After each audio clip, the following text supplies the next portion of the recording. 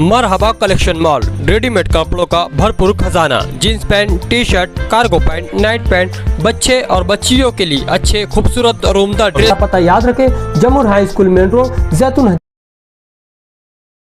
श्री जी ma'am, मेरा आपसे ये क्वेश्चन है कि आज ये सफलता जो आपको प्राप्त हुई, तो पूरा शहर आपकी इस सफलता पे हर जगह खुशी मना रहा है, हर क्षेत्र की तरफ से, चाहे एजुकेशन फील्ड हो, शासकीय हो, राजकारणी हो, जहाँ हर तरफ से आपको मुबारकबादी और कांग्रेस किया जा रहा है। तो ये जो सफलता, आपके माता पिता का इसमें बहुत बड़ा योगदान है, उन्होंने आप पर ट्रस्ट किया। तो आज ये सफलता पाकर आप कैसा फील कर रहे हो, वो हमारे शहर को और हमारे ऑडियंस को आप बताएं। सर, ये सफलता पाके मैं बहुत खुश हूँ, क्योंकि ये जो मेरी जर्नी थी, एक बहुत लंबी जर्नी थी। मैंने ये 5वां प्रयास था मेरा यूपीएससी में, तो एक रिलीफ है, सेंस ऑफ रिलीफ है। और जिस कारण से मैं इस सर्विस में आना चाहती थी, पब्लिक सर्विस हो या फिर डाइवर्स फील्ड में काम करना हो, तो अब आगे जाके मैं वो कर सकूँगी, इसकी मुझे बहुत खुशी हो रही है। आपने 10वीं 12वीं के बाद से कब से आपने इसको एम से बनाया, अपना मकसद बनाया कि आपको मतलब ऑफिसर बनना है, IAS IPS? सर, जब मैं मतलब छोटी थी तो मैं स्कूल में हमेशा फर्स्ट आती थी, तो बहुत सारे लोग बोलते थे कि आप आगे जाके ऑफिसर बनो। तो ये एक बचपन का सपना था, लेकिन यही करियर करना है मैंने 12th के बाद डिसाइड किया। तो इसीलिए मैंने कोई प्रोफेशनल कोर्स नहीं किया, प्लेन BSc मैथ्स किया फर्ग्यूसन कॉलेज से, और उसके बाद मैंने कॉम्पिटिटिव एग्ज़ाम की तैयारी शुरू की। आप कितने अटेम्प्ट में ये एग्ज़ाम क्वालिफाई किए? ये मेरा 5वां प्रयास था और 4था इंटरव्यू था।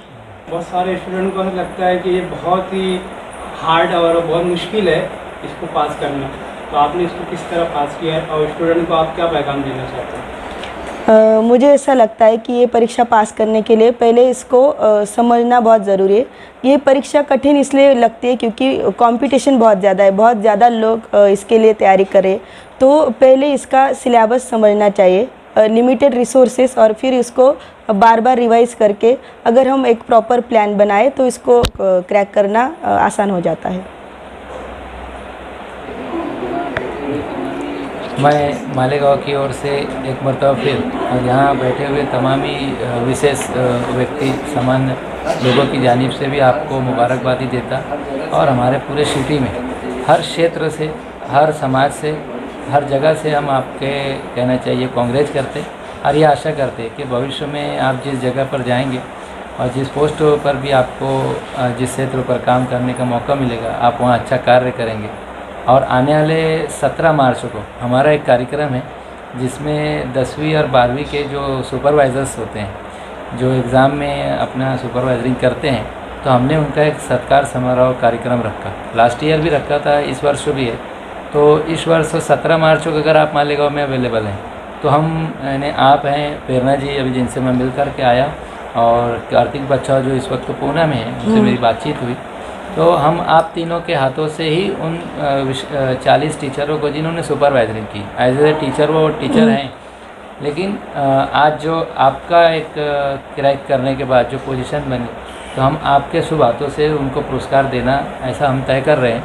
तो 17 मार्च का कार्यक्रम है, अगर आप उस दिन हमको 1 घंटा मालेगांव में हमारा एक मोटा शाड़ा है, उस शाड़ा पर देंगे, तो हमारे लिए अभिमान की बात होगी। इसमें मैम मेरा आपसे क्वेश्चन है जी कि आज UPSC का एग्ज़ाम क्रैक करके आपको कैसा फील हो रहा है, और एक छोटा सा शॉर्ट टाइम में एक मुख्तसर सी आपकी जो जर्नी है, वो हमारा पूरा शहर, हमारे माइनॉरिटी विभाग के लोग भी और मेजॉरिटी विभाग के लोग भी, वही पूरा मालेगांव शहर के लोग आज ये जानने के लिए बेकरार हैं कि हमारे अपने शहर को इतना बड़ा अचीवमेंट मिला कि एक नहीं 3-3 IAS ऑफिसर हमको मिले।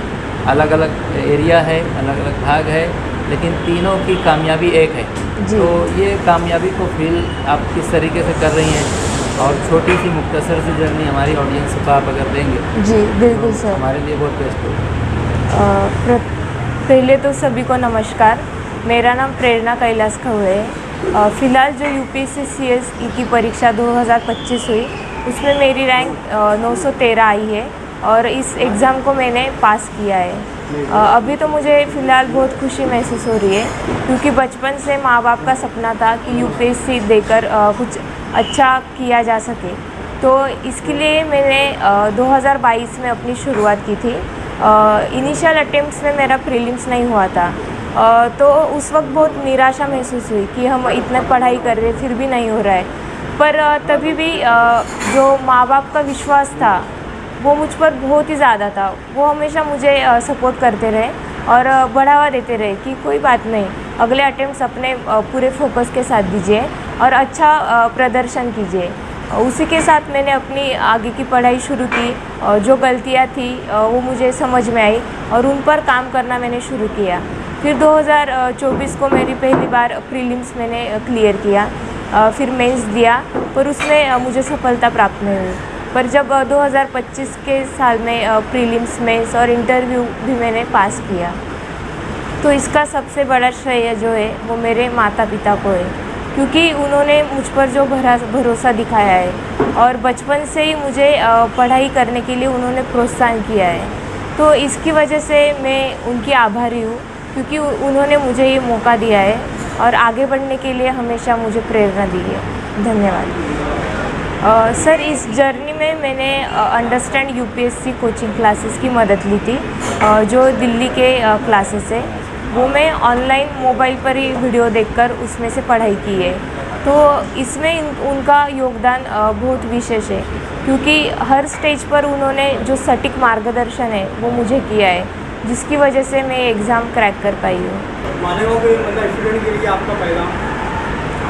मालेगांव के स्टूडेंट के लिए मेरा यही पैगाम होगा कि अपने सपनों पर भरोसा रखिए और उनको पाने के लिए हर वक्त मेहनत करते रहिए। अगर हम मेहनत करेंगे, अच्छे से पढ़ाई करेंगे, तो हम भी ये सफलता प्राप्त कर सकते हैं।